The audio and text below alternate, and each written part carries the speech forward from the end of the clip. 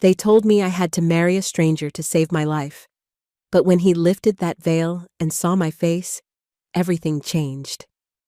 You see, I was the waitress who had calmed his traumatized daughter just hours before, and this powerful man who controlled an empire suddenly looked at me like I was his salvation. What I didn't know was that his enemies were already watching, already planning to destroy everything we were building together. The night they came for our children, I had to choose between my safety and their lives. And let me tell you, when you're staring down the barrel of a gun with two little girls hiding behind you, you discover exactly who you really are. Subscribe and comment below if you've ever had to fight for the family you never knew you needed, because this story is about to get a whole lot more dangerous. The cafe smells of stale coffee and old dreams. I push the mop across cracked linoleum while Maya sits at table 12. Her homework spreads across the surface. Math problems cover her notebook. "Aunt Naomi, what's 7 times 8? She asks. 56, I say. My back aches from the double shift.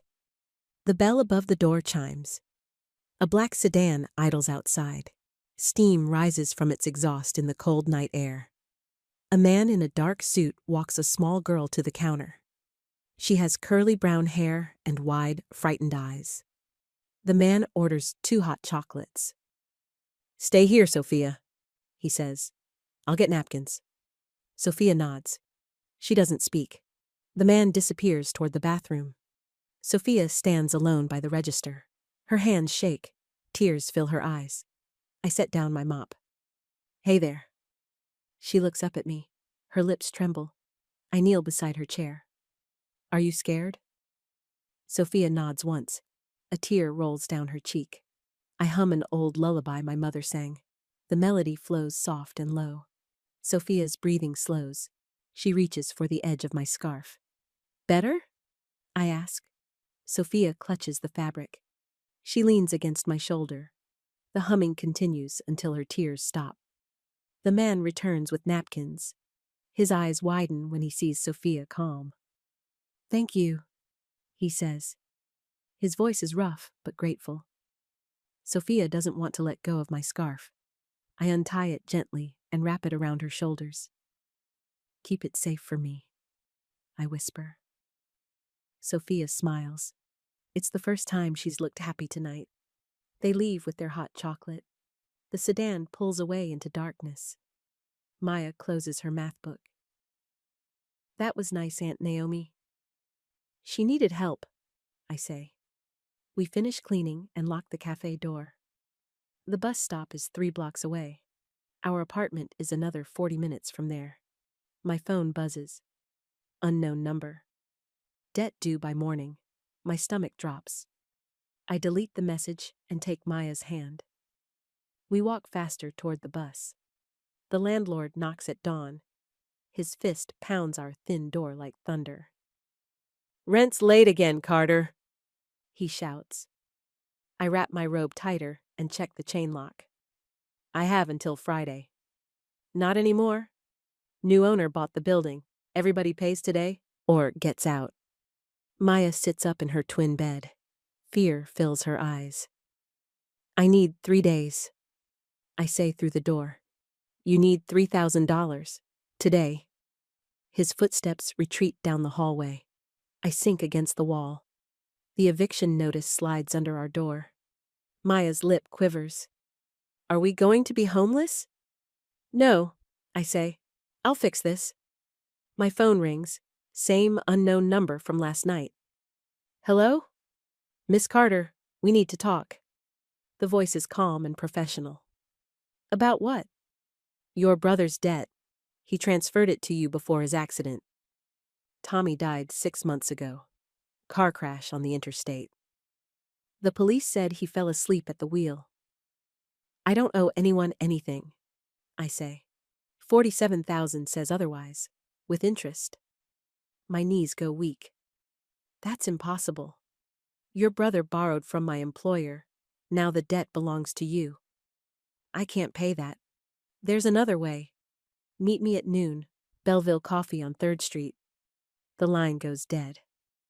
Maya gets ready for school in silence. She packs her backpack and eats toast without butter. We can't afford groceries until my paycheck clears Friday. Will you pick me up today? She asks. Always, I say. She hugs me tight before leaving. Her small arms wrap around my waist. I watch her walk to the school bus from our window. The coffee shop is busy at noon.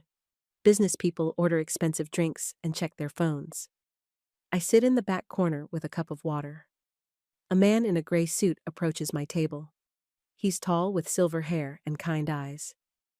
Miss Carter? I nod. I'm Enzo Marchetti. He sits across from me. Thank you for coming. What did my brother get into? He gambled, lost badly, borrowed more to chase his losses. Tommy wasn't a gambler. He was desperate. Medical bills for your grandmother. Your custody fight for Maya. Good intentions don't erase debt. Enzo slides a folder across the table. Photos spill out. Maya leaving school. Maya at the playground. Maya walking to our apartment. My hands shake. Don't you dare touch her. We won't. If you agree to our terms? What terms? Marriage. My employer needs a wife. You need protection and financial security. I'm not marrying a stranger. You already met him. Last night at the cafe. His daughter was very grateful for your kindness. The man with the scared little girl, Sophia's father. He's in the Mafia, I say. He's a businessman. Your marriage would be practical, safe, beneficial for both parties. No. Enzo closes the folder. The debt is due tonight. My employer's rivals know about Maya. They won't be as reasonable as we are. You're threatening a child. I'm offering protection. Marriage to Lorenzo Vitale guarantees safety. For both of you. And if I refuse? Enzo's expression doesn't change. Then you're on your own, against people who don't negotiate. He stands and leaves a business card. Call by 5 o'clock. The rest of the afternoon crawls by.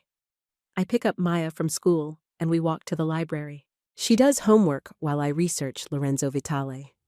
Newspaper articles mention his construction company, charity donations, his wife's death in a house fire 3 years ago. No criminal charges, no obvious mafia connections. But the truth hides between the lines. Maya finishes her math problems. Can we go home now? Soon, sweetheart. At 4:30, I call Enzo's number. I have conditions, I say. Name them. Maya stays with me. She goes to her same school. I keep working. Agreed.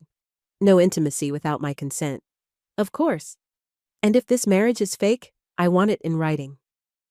The ceremony is real. The reasons are practical. Can you be ready by 6? My throat is dry. Ready for what? The wedding, tonight at the courthouse. That's impossible.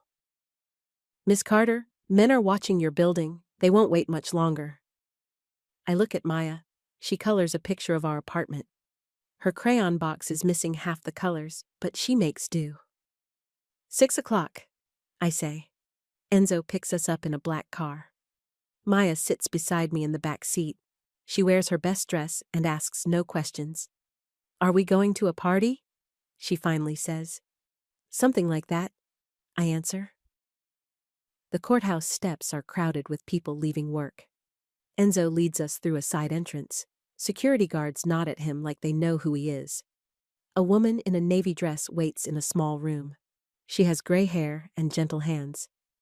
This is Signora Alba, Enzo says. She'll help you prepare. Alba holds a simple white dress and a long veil. For the ceremony. I don't need... The veil is required, Enzo says. Mr. Vitale's request. Alba helps me into the dress. It fits perfectly. The veil covers my face completely. I can barely see through the fabric. Why does he want me covered? I ask. Tradition, Alba says, but her voice is careful. Maya holds my hand as we walk to another room. A justice of the peace waits behind a desk. Papers cover the surface. The groom? I ask. On his way. Enzo says. The door opens. Lorenzo Vitale enters with his daughter Sofia. She still wears my scarf around her neck. Her eyes search the room until they find me. Lorenzo is taller than I remembered. His dark suit fits perfectly. His hair is black with gray at the temples. His presence fills the small space. He stops when he sees me in the veil. Something shifts in his expression. Surprise, maybe, or recognition. "Miss Carter?" he says. His voice is deep and controlled. "Mr. Vitale." Sofia runs to me. She wraps her arms around my legs through the wedding dress. She doesn't speak, but her hug says everything. Lorenzo watches his daughter cling to me. His jaw tightens. "The contracts," the justice says. Lorenzo sits beside me at the desk. The papers promise separate bedrooms, financial support, educational expenses for Maya. "Any changes?" Lorenzo asks. "I want emergency cash access, 5,000 minimum." He nods to Enzo, who writes in the amount. "Anything else?" "Maya's safety comes first, before everything." "Agreed." We sign our names. His handwriting is neat and careful. Mine shakes slightly. Sofia appears in the doorway. She points at my veil and whispers something to Alba. "She wants to hear the humming," Alba translates. Lorenzo freezes. His pen stops moving. "What humming?" he asks. Sofia pulls my scarf tighter. She looks at me with hopeful eyes. I hum the same lullaby from last night. Sofia smiles and leans against my chair. For a moment, the room feels peaceful. Lorenzo stares at us. His expression is unreadable. "Time for the ceremony," the justice announces. We move to a larger room with wooden benches. A few witnesses sit in the back rows. I don't recognize any of them. Maya sits in the front row with Sofia. They hold hands and swing their feet from the bench. The justice begins reading the vows. Lorenzo's responses are clear and steady. Mine catch in my throat. "Do you, Naomi Carter, take this man?" "I do." "Do you, Lorenzo Vitale, take this woman?" "I do." "You may kiss the bride." The silence stretches. Lorenzo steps closer but doesn't lift my veil. "The rings," he says instead. Enzo produces 2 simple gold bands. Lorenzo slides mine onto my finger. It fits perfectly. "By the power vested in me." The words blur together. Papers are stamped. Witnesses sign. Maya claps when someone says we're married. "That's it?" I ask. "That's it," Lorenzo says. I start to leave with Maya. "We can find a hotel for the night and figure out the rest tomorrow." "Wait," Lorenzo says. "There's one more thing." He approaches slowly. His hands reach for the edges of my veil. "May I?" My breath catches. I nod once. Lorenzo lifts the veil carefully. The fabric falls away from my face. Light fills my vision.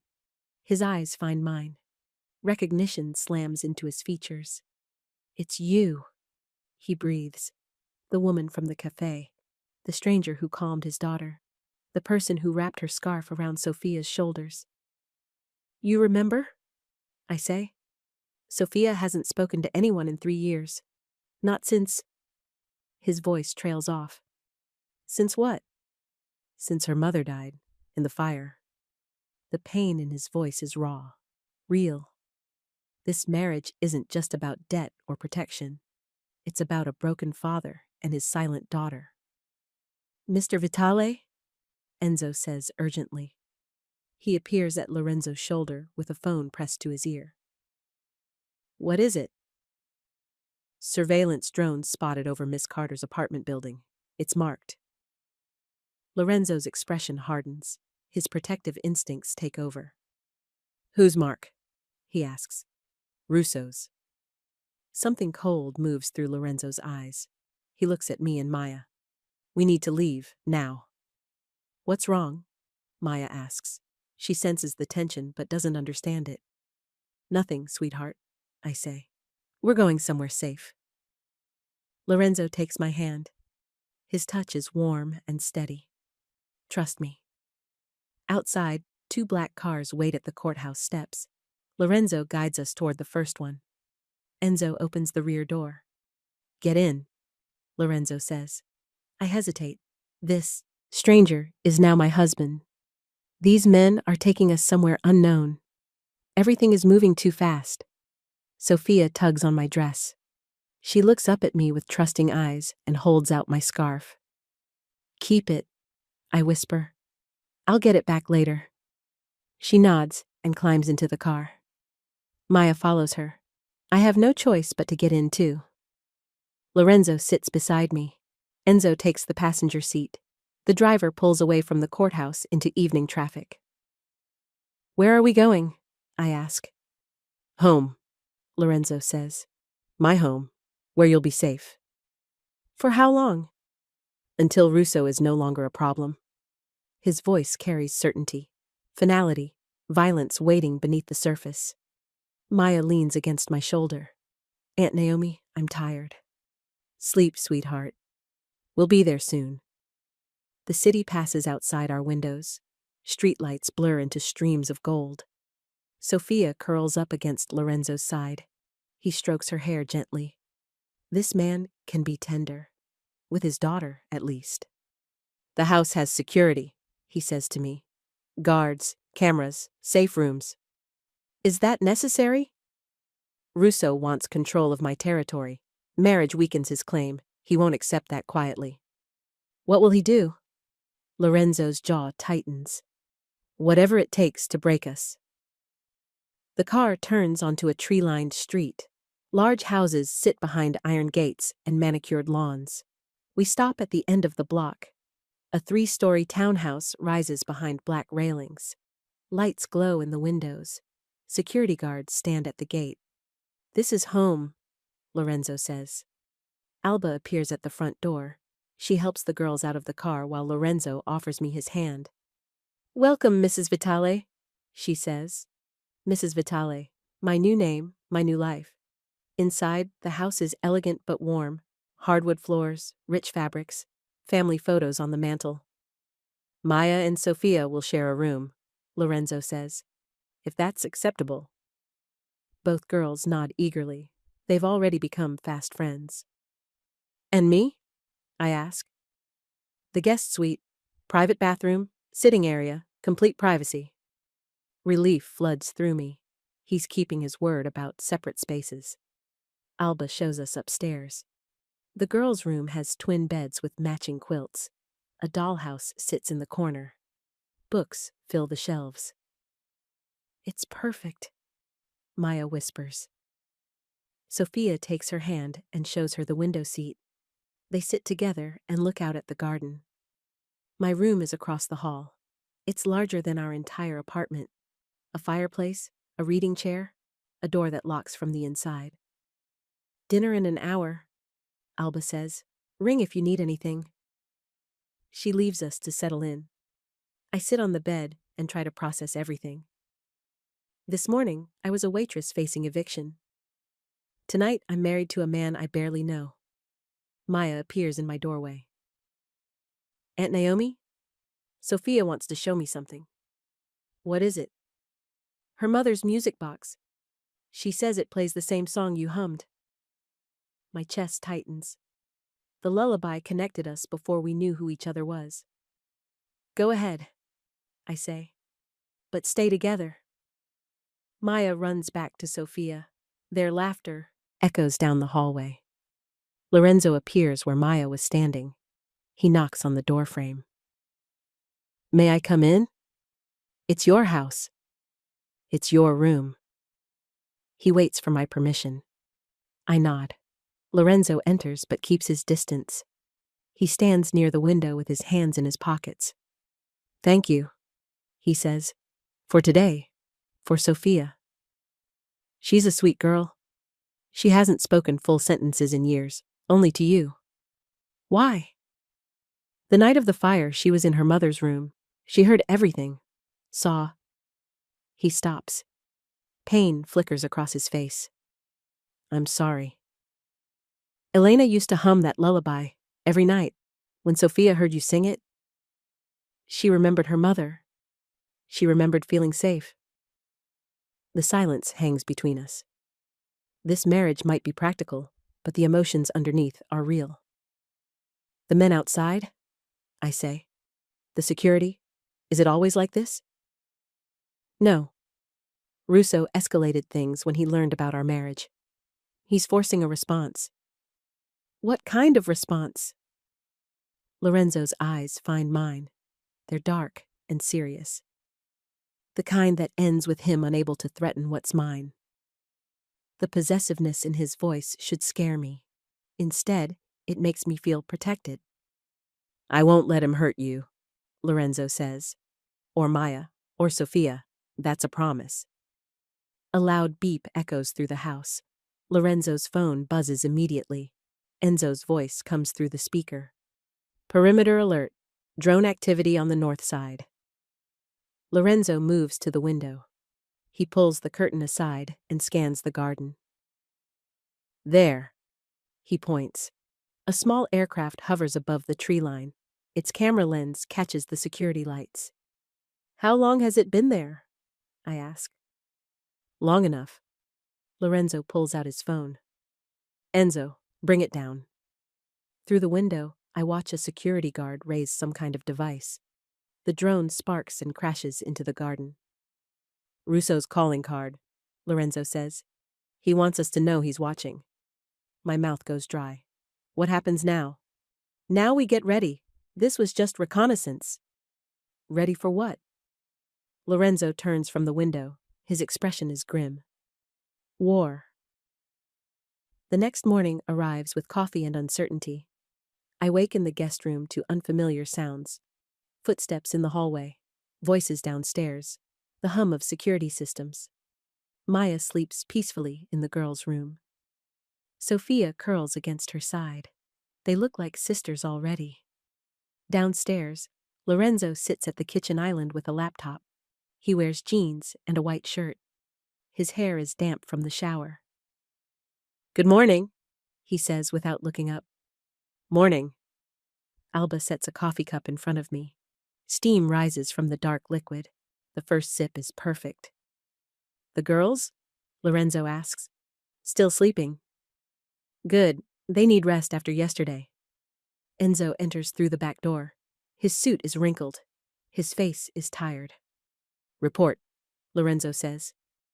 3 more drones overnight. We brought them all down. Russo's testing our response time. And? He knows our patrol patterns, our blind spots. Someone's feeding him information. Lorenzo's jaw tightens. From inside? Has to be. The timing is too precise. My stomach drops. You have a traitor. Had, Enzo corrects. We're handling it. The way he says handling makes my skin crawl. I don't ask for details. Maya appears in the kitchen doorway. Her hair sticks up in every direction. Sophia follows behind her, wearing my scarf around her pajamas. Aunt Naomi? Maya says. Sophia wants to show you something. What is it, sweetheart? Sophia takes my hand. She leads me to the living room where a piano sits near the window. Her small fingers find the keys. The melody that flows out is my lullaby.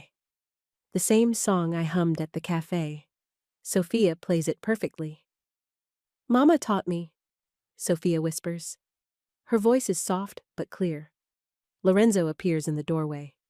His breath catches when he hears her speak. Play it again, I say. Sophia nods and starts over. This time I hum along. Maya sits beside her on the piano bench and tries to follow the tune. Lorenzo watches from across the room. Pain and wonder mix in his expression. She hasn't played since the fire, he says quietly. Music helps with healing, I say. So do you. The simple words carry weight. Gratitude. Something deeper. After breakfast, I insist on going to work. Lorenzo argues for house arrest until Russo makes his next move. I need normal, I say. Maya needs to see that life continues. Life continues when you're alive to live it. I won't be a prisoner. We compromise on heavy security. A driver, Guards at the cafe, panic buttons, check-ins every hour. The drive across town feels strange. Yesterday, I rode the bus to survive. Today, I travel in an armored car with protection details. The cafe manager greets me with confusion. Naomi, I thought you quit. Just taking a few days off? Because of your marriage? News travels fast in small neighborhoods. The courthouse ceremony was probably photographed. My life is becoming public property. Something like that, I say. The lunch shift passes slowly. Customers whisper and stare. The guard at the corner table pretends to read a newspaper. His eyes never stop scanning. At 2 o'clock, my secure phone buzzes. Text from Lorenzo. How are you? Fine, busy. The girls are baking with Alba. Sophia is talking nonstop. The image makes me smile. About what? You, Maya. Piano lessons. Normal things. Good. Come home when you're ready. No pressure. Home. The word sits strangely in my mind. That townhouse isn't home yet, but it might become one. My shift ends at 4. The driver waits outside with the car running. I slide into the back seat and check my phone. 5 missed calls from an unknown number. No voicemails. Problem? The driver asks. His name is Marcus, former military. Calm voice. Maybe. Can you call Enzo? Marcus dials while we drive. He explains about the calls. Enzo's response is sharp and immediate. Take the long way home. Watch for tails. Marcus changes routes twice. We circle through residential, neighborhoods, and busy shopping centers. No one follows us. The townhouse appears peaceful when we arrive. Guards at the gate, lights in the windows, smoke rising from the chimney. Inside, the smell of fresh bread fills the air. Maya and Sophia kneel on kitchen stools, rolling dough with Alba's guidance. Aunt Naomi? Maya calls. We made dinner rolls. They look perfect, I say. Sophia grins and holds up flour-covered hands. We made a mess, too. Her easy chatter warms my heart. This child is finding her voice again. Lorenzo enters from his study. His expression is serious. We need to talk, he says. Alba takes over with the girls. Lorenzo leads me to his office. Dark wood, leather chairs, windows that face the garden. The phone calls, he says. We trace them. And?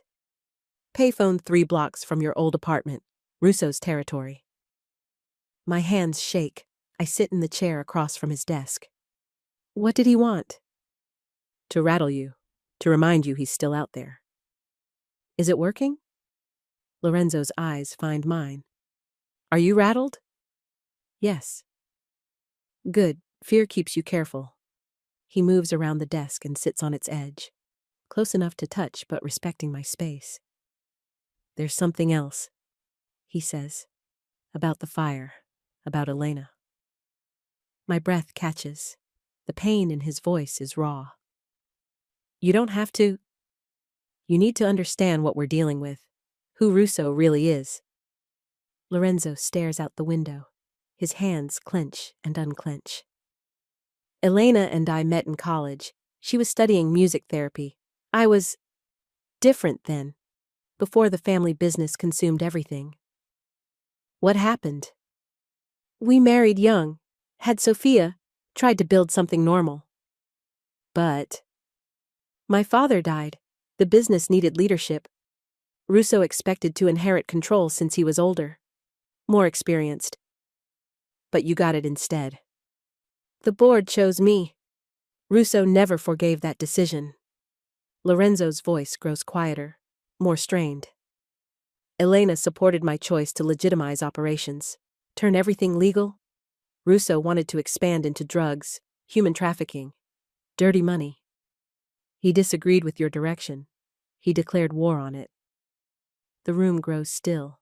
Outside, security lights sweep the garden in regular patterns. The night of the fire, Lorenzo says. Elena was putting Sophia to bed. I was downstairs in a business meeting. With Russo? About his demands for territory. I refused. He left angry. Lorenzo's jaw tightens. His knuckles go white. 20 minutes later, smoke detectors started screaming. My chest aches for him, for Sofia, for all of them. Elena died getting Sofia out safely. Burns on 80% of her body. She lived for 3 days in the hospital. I'm sorry. The fire investigator found accelerant. Professional work. No evidence pointing to anyone specific. But you know. I know. The silence stretches between us. This marriage isn't just about protection. It's about justice. Revenge. Russo killed your wife to hurt you, I say. And now he wants to kill you to finish what he started. The weight of that truth settles over me. I'm not just Lorenzo's wife. I'm his weakness, his vulnerability. Why did you tell me this? I ask. Because you deserve to know what you're fighting, who you're fighting. And if I want out? Lorenzo's eyes find mine, dark and honest. I'll make arrangements, new identities, relocation, whatever you need to disappear safely. You'd let us go? I'd let you choose. The offer is real, genuine. This man would sacrifice his own protection to give me freedom. What about Sofia? I ask. What about her? She's attached to Maya, to me. Leaving would hurt her. Staying might get you killed. Running might get us caught. Lorenzo nods slowly. It's a risk, either way. Then I choose to stay. Why? Because running is what I've done my whole life. From foster homes, from bad relationships, from debt. I'm tired of running. Something shifts in his expression. Relief, gratitude, something warmer. Thank you, he says. Don't thank me yet. Ask me again when this is over. A knock interrupts us. Enzo enters without waiting for permission.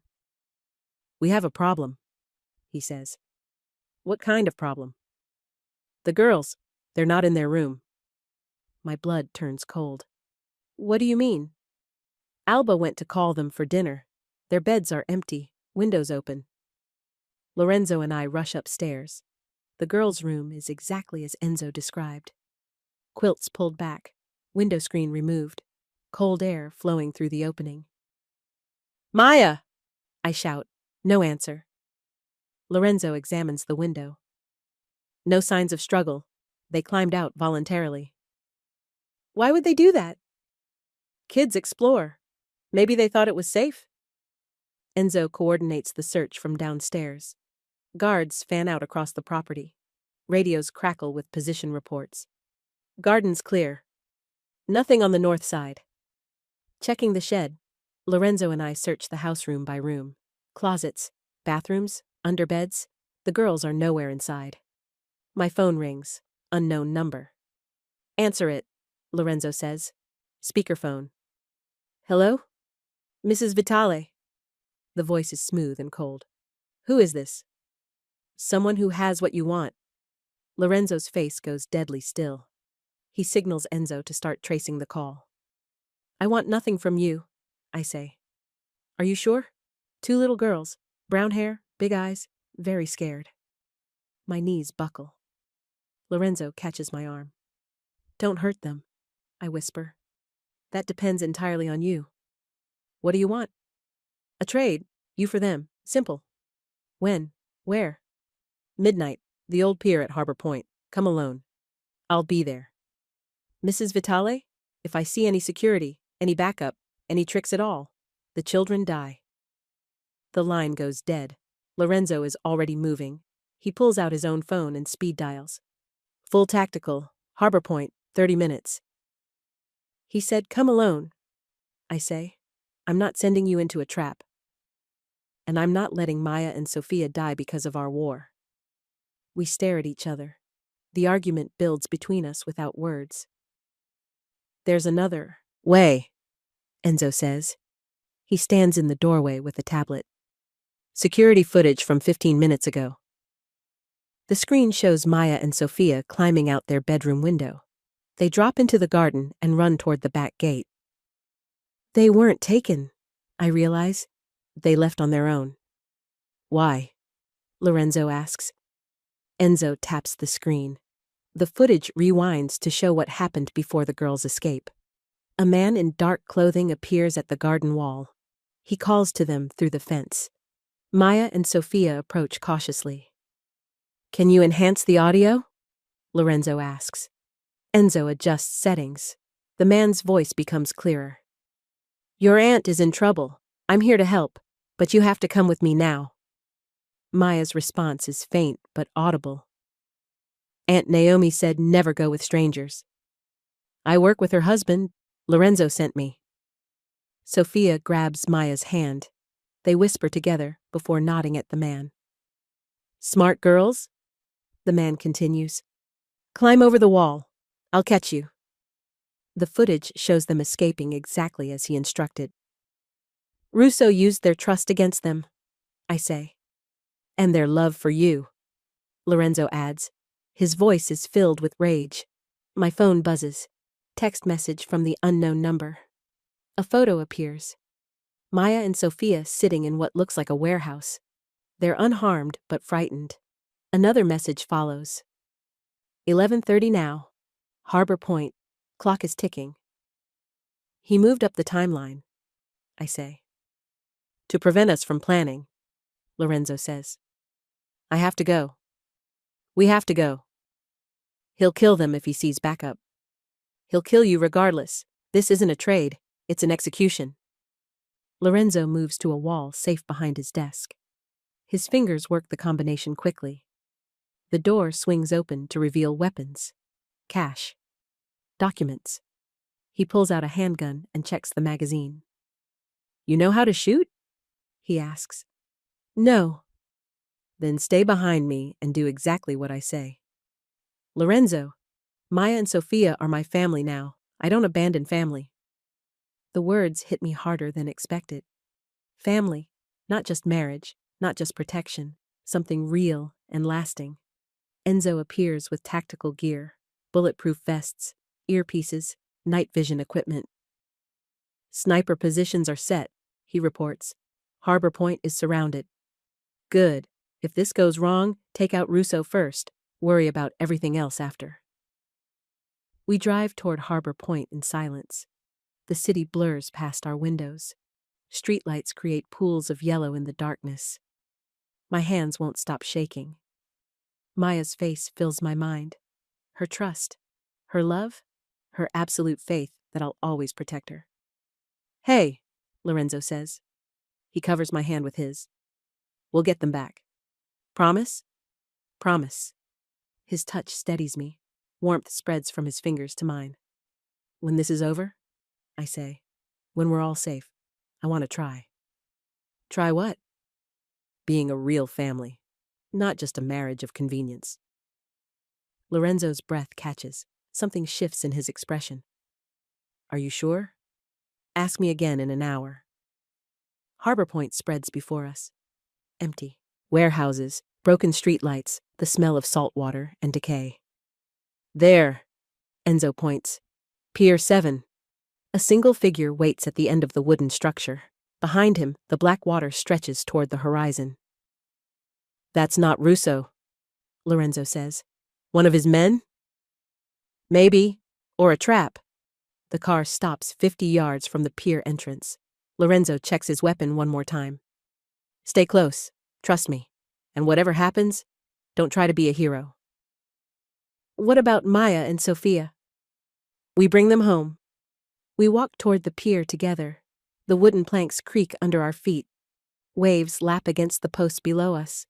The figure at the end turns as we approach. Middle-aged man. Expensive suit. Cold smile. Mrs. Vitale, right on time. Where are the girls? Safe, for now. I want to see them. Of course. He raises his hand. A spotlight blazes from a nearby warehouse.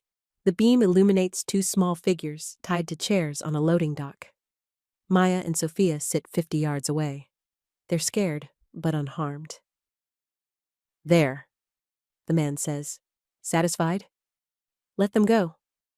After we conclude our business. What business? Your husband's retirement.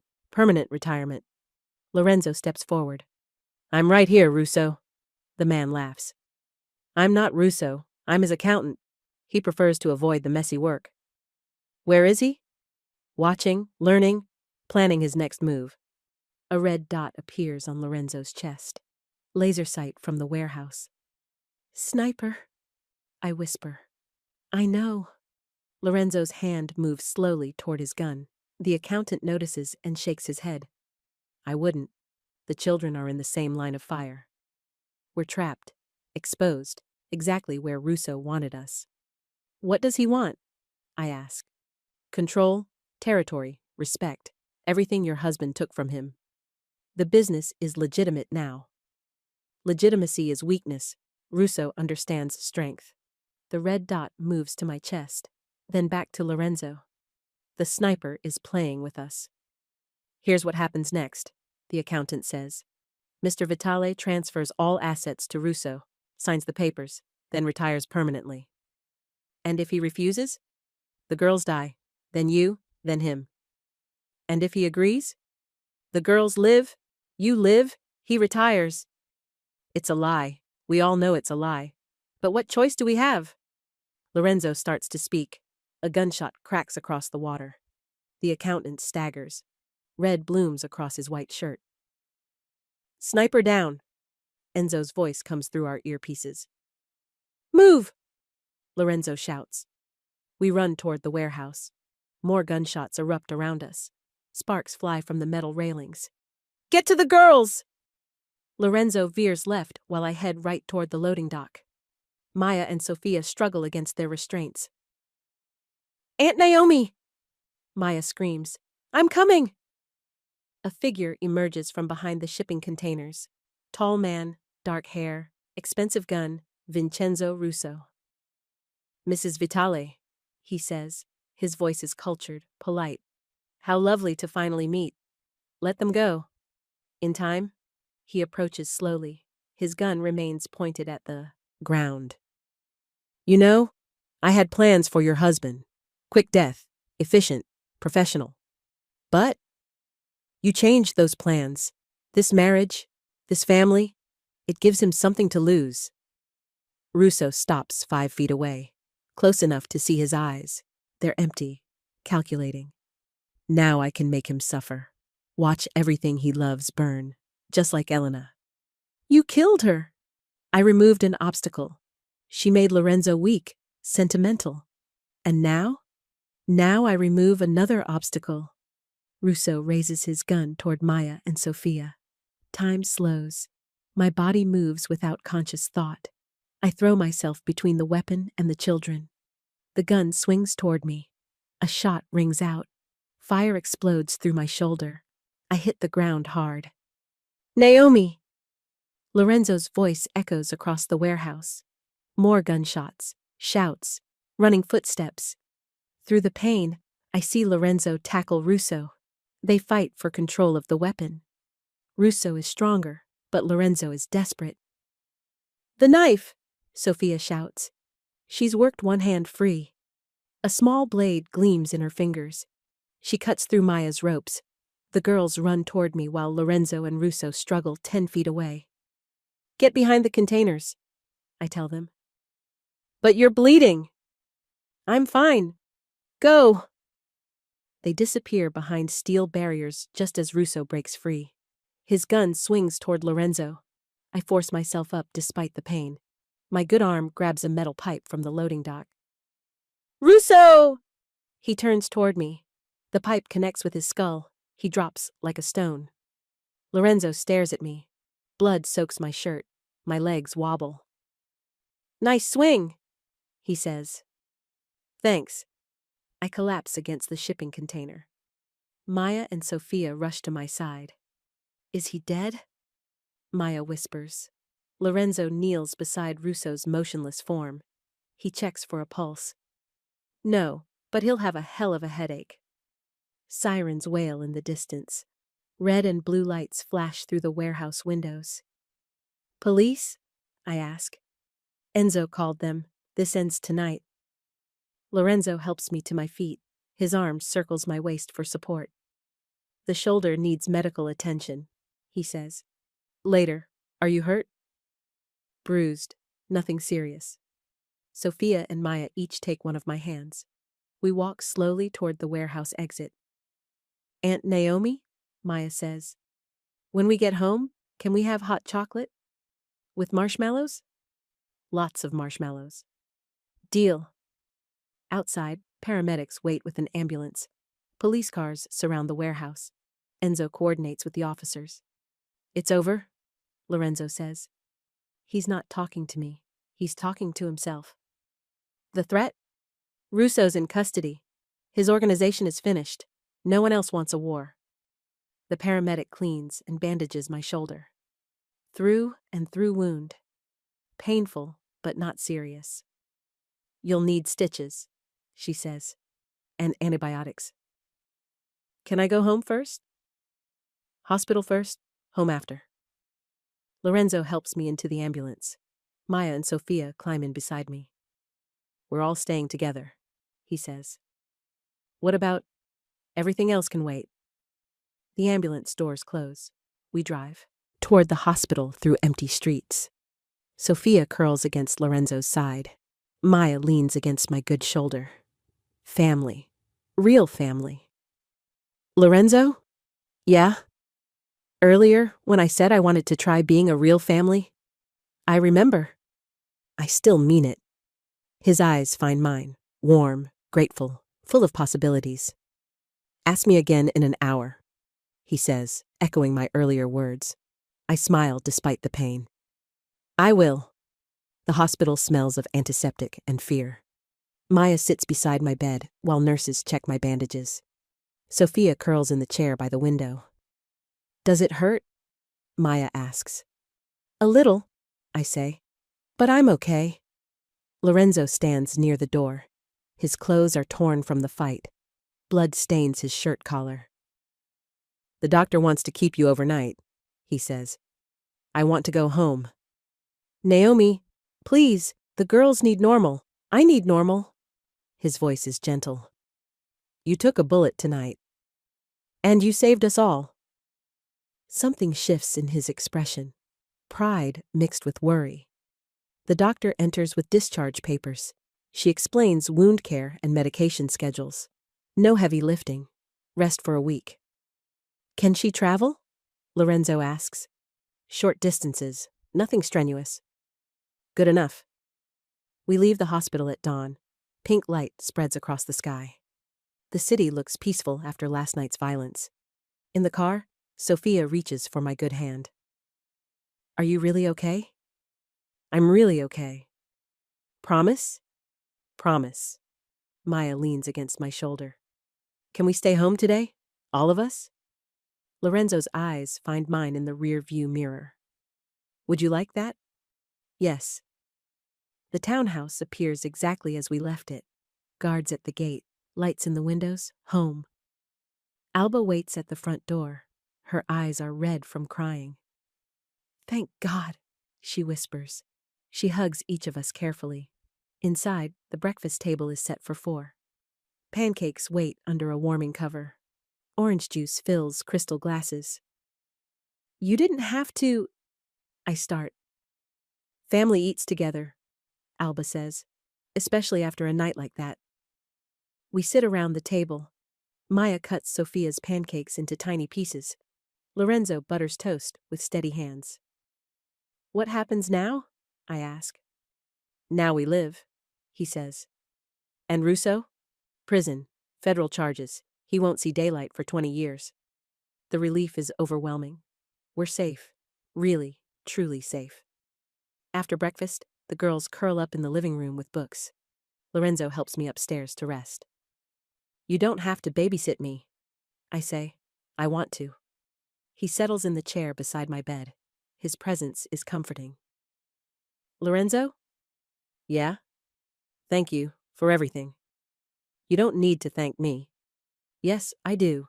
You could have chosen safety, sent us away, protected yourself. His voice is quiet. Family doesn't abandon family. There's that word again. Family. It sounds different now. More real. I sleep for 3 hours. When I wake, Lorenzo is gone. The smell of something delicious drifts from downstairs. In the kitchen, Maya and Sophia stand on stools beside the stove. Lorenzo stirs a pot of soup. Cooking lesson? I ask. Chef Lorenzo is teaching us, Sophia says. She grins and waves a wooden spoon. Carefully, he warns. Hot stove. Maya adds carrots to the pot. We made chicken soup for your shoulder. It smells perfect. Lorenzo catches my eye. His smile is warm and unguarded. This domestic scene suits him. Girls, Alba calls from the doorway. Your tutor is here. Do we have to? Maya asks. Education continues, Lorenzo says, even during recovery. They groan but obey. Sophia kisses my cheek before leaving. Maya hugs my good side. Feel better, Aunt Naomi. I will. Lorenzo and I are alone in the kitchen. Afternoon sunlight streams through the windows. You're good with them, I say. They're easy to love. The words hang between us. Easy to love. Does that include me? The soup needs to simmer, he says. Want to sit in the garden? Sure. Outside, the October air is crisp and clean. Lorenzo's jacket settles around my shoulders. His scent surrounds me. We sit on a bench near the fountain. Water trickles over smooth stones. The sound is peaceful. I've been thinking, he says. About what? This marriage, us, what happens next? My breath catches. What do you mean? We went into this for practical reasons, protection, security. But somewhere along the way, something changed. Everything changed. Lorenzo turns to face me. His eyes are serious, vulnerable. I told myself I'd never love again. After Elena, after the fire, it was easier to stay numb. And now? Now I watch you hum Sophia to sleep. I see you help Maya with homework. I see you throw yourself between a gun and 2 children. His voice grows rough with emotion. You brought my daughter back to life. You brought me back to life. Naomi felt her heart racing. Lorenzo, I know this is complicated, the circumstances, the danger we faced, but what I feel for you is real. What do you feel? He takes my hand. His thumb traces circles on my palm. Love. Deep, overwhelming, terrifying love. The silence stretches between us. His confession hangs in the air. Say something, he whispers. I love you too. The words come easily, naturally. They've been building for days. Are you sure? I've never been more sure of anything. Lorenzo's breath catches. Relief floods his features. Thank God. He leans closer. His hand cups my face gently. Can I kiss you? Yes. His lips meet mine softly, carefully. The kiss is gentle and sweet and full of promise. When we break apart, Sophia's voice carries from the house. They're kissing. Maya, come see. We look toward the window. Both girls peer through the glass. They wave excitedly. Caught, Lorenzo says. Completely. He stands and offers his hand. Come on, let's tell them properly. Inside, Maya and Sophia bounce with excitement. Questions tumble from their lips. Are you boyfriend and girlfriend now? Does this mean we're really a family? Can we have a wedding party? Lorenzo holds up his hands. One question at a time. Are we a family? Sophia asks. Her voice is hopeful. Yes, I say. We're a family. Forever? Forever. Maya hugs my legs. Sophia wraps her arms around Lorenzo's waist. We stand together in the afternoon sunlight. Everything feels right, complete. That evening, we eat dinner by candlelight. Alba serves the soup Lorenzo and the girls made. It tastes like home. Tomorrow, Lorenzo says, we make this official. Official how? New rings, real vows, a celebration. But we're already married. We're already legal. Now we choose each other. His voice is certain, final. This man has made his decision. What do you think? he asks the girls. Yes, Sophia shouts. Can I help plan it? Me too, Maya adds. You can both help, Lorenzo says. After dinner, we tuck the girls into bed together. They whisper and giggle under their matching quilts. Good night, Mom, Sophia says to me. The word stops my breath. Mom, not Aunt Naomi, not Mrs. Vitale. Mom. Good night, sweetheart. Lorenzo kisses her forehead. Sweet dreams, princess. Good night, Dad. Good night, Mom. Maya's voice is sleepy but happy. She's never called anyone Dad before. We turn off the lights and close their door. In the hallway, Lorenzo takes my hand. How does it feel? He asks. What? Being Mom. Tears prick my eyes. Perfect. Scary. Perfect. You'll be amazing at it. We'll be amazing at it. His voice is warm. Yes, we will. 3 months later, I wake to sunlight and laughter. Maya and Sophia race through the house, chasing Alba's cat. Breakfast! Alba calls from the kitchen. I slip on a robe and walk downstairs. Lorenzo stands at the stove, flipping pancakes. Real gold gleams on his ring finger. Morning, wife, he says.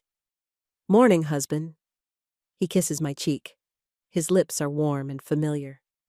The girls are excited about today, he says. What's today? School talent show. Sophia's playing piano. Maya's singing backup. The lullaby?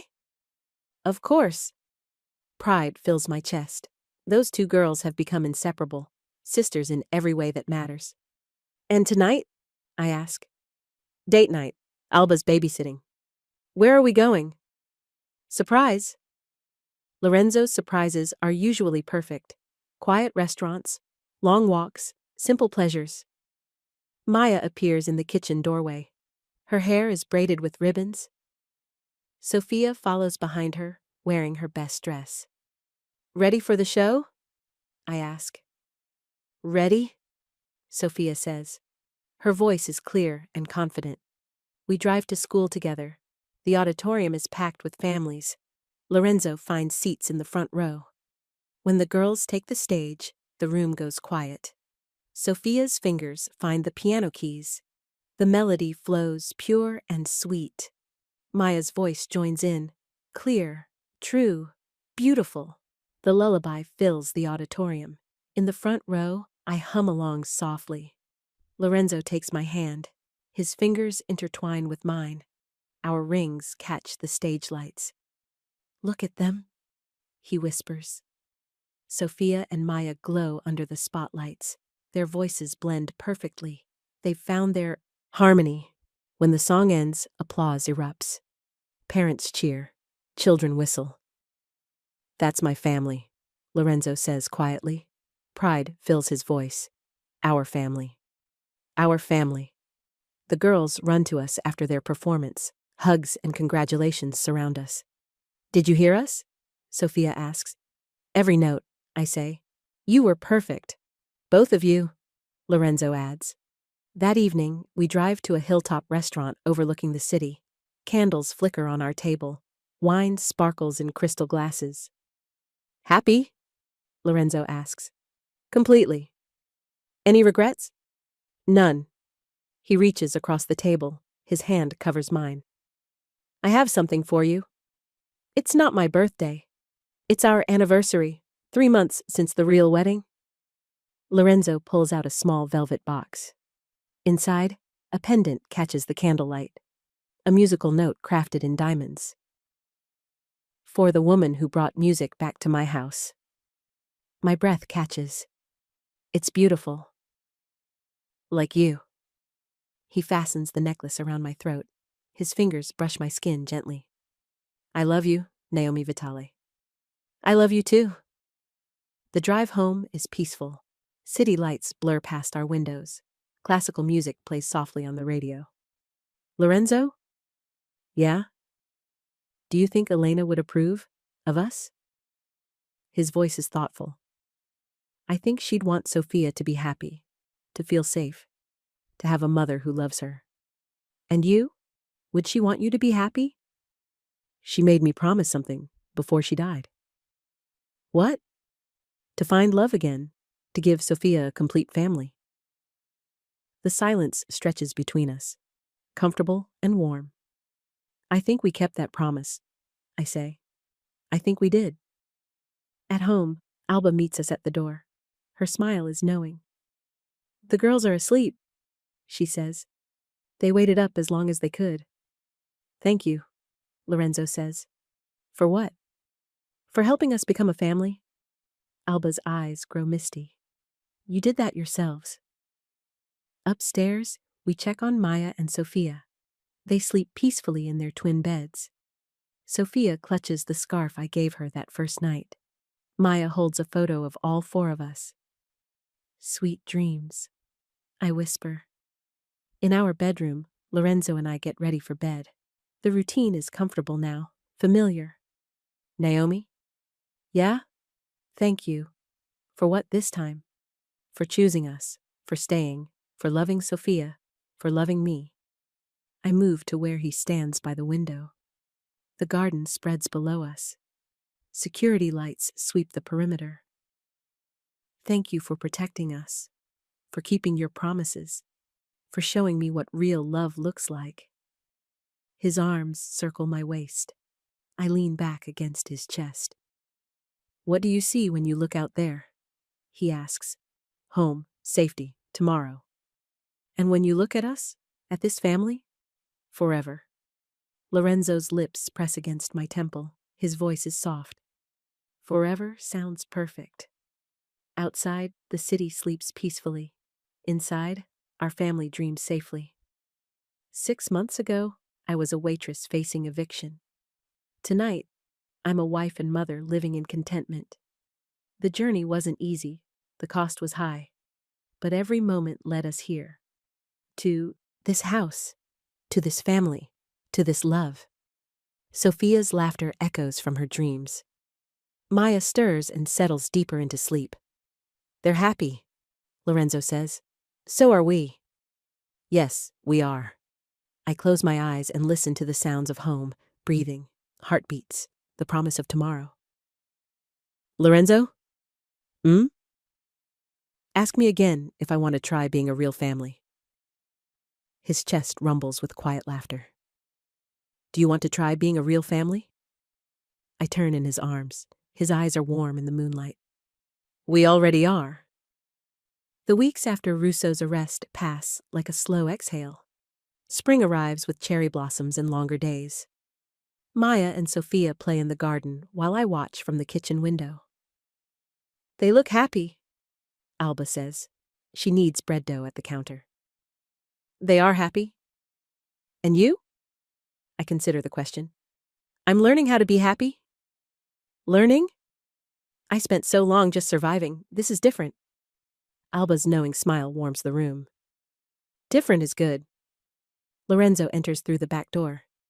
His business meetings happen mostly at home now. Fewer late nights. More family dinners. The girls are building something, he says. A fort, I tell him. Maya's idea. Sophia's engineering. Should I be worried about structural integrity? Probably. He laughs and kisses my cheek. These small moments feel precious, normal. How was the meeting? I ask. Good. The transition is almost complete. Transition? Full legitimacy. Every operation, every contract, all legal. Lorenzo's voice carries satisfaction. This was always his goal. What about the old associates? Gone? Retired? Relocated? The ones who wanted legitimate work found it. The others found new bosses. And the territory disputes? Resolved. Peaceful transfers. No bloodshed. My shoulders relax. The last threads of the old life are finally cut. Enzo's staying? I ask. Of course. He's family. Family. The word encompasses more people each week. Alba, Enzo, the security team, even Dr. Chen, who treats Sophia's occasional nightmares. Through the window, Maya helps Sophia balance boards between two trees. Their laughter carries on the spring breeze. They want to sleep in the fort tonight, Lorenzo says. In the garden? With sleeping bags and flashlights, a real adventure. Is it safe? Enzo will patrol. Motion sensors cover every inch, and the fort is 12 feet from the back door. I nod. The girls need normal childhood experiences. Sleepovers, adventures, memories that don't involve fear. Can we watch them? I ask. From our bedroom window, all night if you want. That evening, we helped the girls set up camp. Sleeping bags spread across plywood floors. Battery-powered lanterns cast warm circles of light. Tell us a story, Sophia says. She and Maya curl together in their shared sleeping bag. What kind of story? I ask. A happy one. Once upon a time, there were two little girls who were very brave. Maya giggles. This is about us. Maybe. These two girls lived in a big house with people who loved them very much. What happened to them? They grew up safe and strong. They learned to play piano and sing beautiful songs. They graduated from college and became doctors and teachers and artists. And they lived happily ever after? Sophia asks. They lived happily ever after. Lorenzo and I retreat to our bedroom. Through the window, we watch the girls' lanterns glow like fireflies. Think they'll actually sleep? He asks. Eventually. Think you'll actually sleep? I lean against his shoulder. Eventually. Naomi? Yeah? I've been thinking about something. What? Adoption papers, for Maya, making it official. My breath catches. You want to adopt her? She's already my daughter in every way that matters. This would make it legal. And for Sophia? If you want to adopt her, if you're ready for that step. The offer overwhelms me. Legal parenthood, permanent family. No one can ever take these girls away. Yes, I whisper. Yes to all of it. Lorenzo's arms tighten around me. Good, I'll call the lawyer tomorrow. Below us, the girls whisper and giggle. Their voices carry stories and secrets and plans for tomorrow. Lorenzo? Do you think we'll have more children? Do you want more children? Maybe. Someday. Then we'll have more children. Someday. His certainty makes me smile. This man plans for the future now. For holidays and birthdays and graduations. What if we're terrible at this? I ask. At what? Parenting? Marriage? Normal life? Then we'll learn. Together. The simplicity of his answer soothes my fears. We don't have to be perfect. We just have to be present. The girls' lanterns dim as their voices fade. Sleep is winning. They're good kids, Lorenzo says. The best. We're going to be okay? I know. 3 months later, the adoption papers are signed. Maya Elizabeth Vitale, Sophia Grace Vitale, official sisters with official parents. The celebration is small. Close friends, real family. Alba makes a cake shaped like a house. The girls blow out candles together. What did you wish for? I ask Sophia. More days like this one. Maya nods in agreement. Lots more.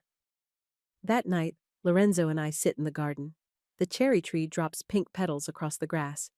Summer is coming. Any regrets? He asks. About the adoption? About any of it, the marriage, the chaos, the complete upheaval of your life. I consider his question seriously. 6 months ago, I was alone and afraid. Tonight, I'm surrounded by love. None, I say. Not one regret. Even when I dragged you into danger? You dragged me into safety, into family, into love. Lorenzo's hand finds mine. Our rings catch the garden lights. What about you? I ask. Regrets? Only that it took so long to find you. We found each other when we needed to. True. The silence between us is comfortable, full of shared understanding. Naomi? Yeah? I love you. I love you too. The words are easy now, natural. Said dozens of times each day. From the house, Piano music drifts through the open windows.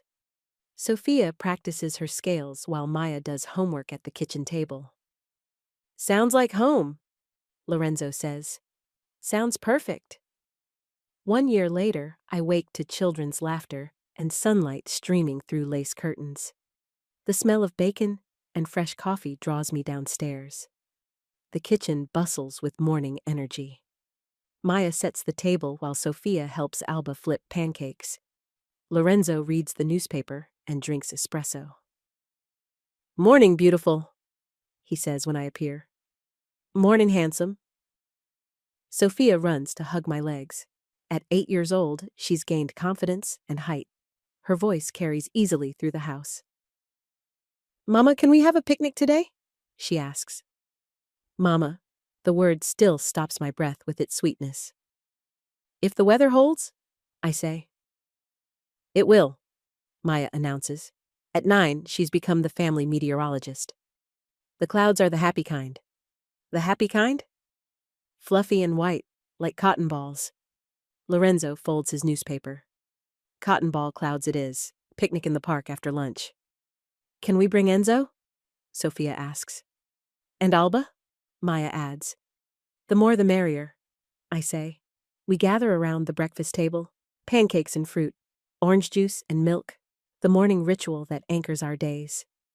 "Any plans for this week?" Lorenzo asks. "Piano recital Thursday," Sophia says. "I'm playing the lullaby." "Maya's soccer game Saturday," I add. "And parent-teacher conferences Tuesday." "Business dinner Wednesday," Lorenzo says. "But I'll be home by 8. The ordinary scheduling of an ordinary family. It's everything I never knew I wanted. After breakfast, the girls run upstairs to get dressed. Lorenzo and I linger over coffee. "Happy?" he asks, deliriously. "Good, because I have news." "What kind of news?" "The kind that might make you even happier." He pulls an envelope from his jacket pocket. Official letterhead, legal stamps.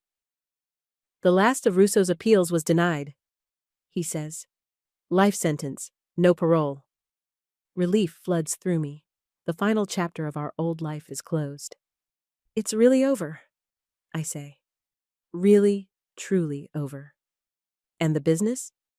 "Completely legitimate, completely legal. Construction company with 40 employees and a 5-year expansion plan." Lorenzo's pride is evident. He built something clean from the ruins of something dirty. "What about security?" I ask. "Scaled back to normal business protocols. The girls can walk to school. You can shop alone. We can live like regular people." Regular people. The phrase makes me laugh. "What's funny?" he asks. "We're not regular people. We're extraordinary people living a regular life. Is that good or bad? It's perfect." The girls thunder downstairs with backpacks and enthusiasm. School starts in 30 minutes. "Ready?"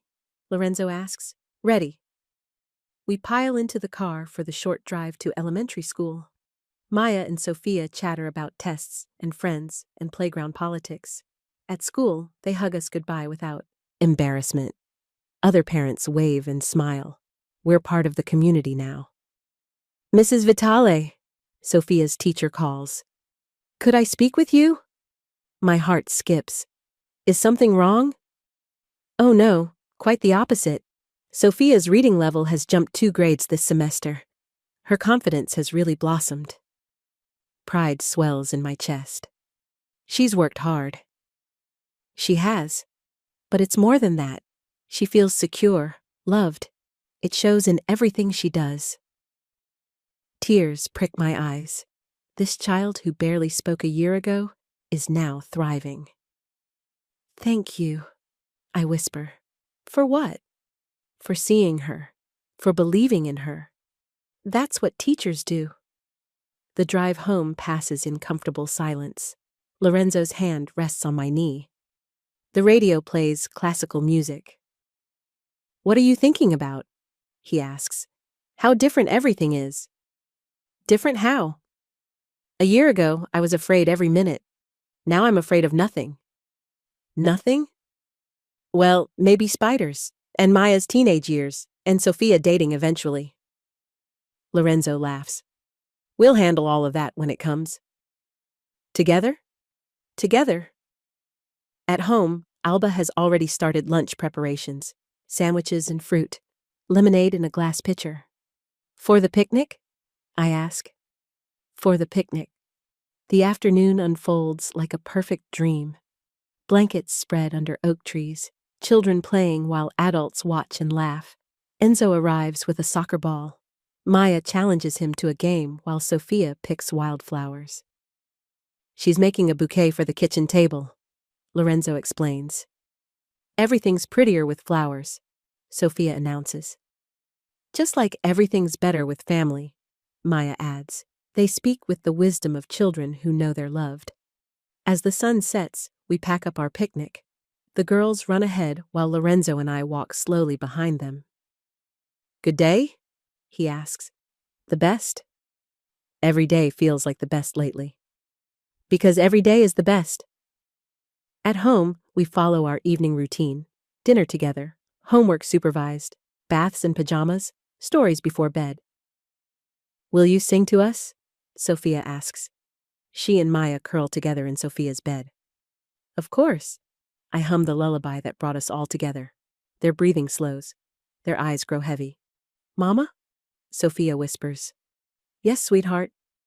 Will you always be here? When we wake up? Always. Promise? Promise. Maya stirs sleepily. We love you, Mama. I love you too. Both of you, so very much. They drift toward sleep while I continue humming. Lorenzo appears in the doorway. He watches his daughters settle into dreams. They're beautiful, he whispers, inside and out, just like their mother. I meet him in the hallway. His arms circle my waist automatically. How did we get so lucky? I ask. We didn't get lucky. We chose each other. Every day. Every day. In our bedroom, we prepare for sleep. The routine is comforting, familiar, home. Naomi? Yeah? Do you remember what you said that night at the hospital, after you were shot? Which part? About asking you again if you wanted to. Try being a real family. I smile at the memory. I remember. I'm asking again. And I'm answering again. I turn from the mirror to face him. This man who saved me, who loved me, who gave me everything I never dared want. We already are a real family, Lorenzo. We have been from the moment you lifted that veil. His eyes grow bright, emotional, full of love. From the moment you hummed to Sophia, from the moment Maya called you Dad, from the moment we chose each other. The silence stretches between us, rich with understanding, heavy with gratitude. Outside our window, the garden sleeps peacefully. Security lights sweep the perimeter from habit, not necessity. We're safe now. Truly safe. What do you see when you look at tomorrow? Lorenzo asks. More days like today. More laughter, more love, more of this beautiful, ordinary, extraordinary life we've built. And when you look at us, at this family? Forever. I see forever. He kisses me softly, thoroughly, with the passion of a man who knows he's exactly where he belongs. Forever sounds perfect, he whispers. In the distance, Sophia's voice carries from her dreams. She's humming the lullaby, the melody that connected us all.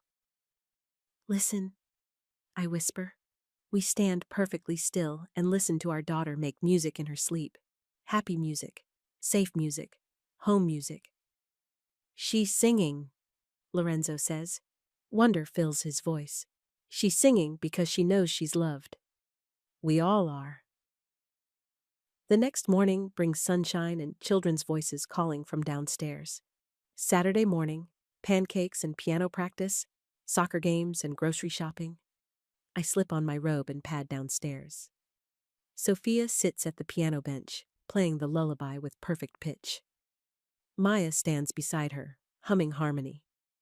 They look up when I enter the room. their faces bright with morning joy. Mama, Sophia says, her voice clear as crystal. Will you sing it with us? I move to the piano. My hands rest on their small shoulders.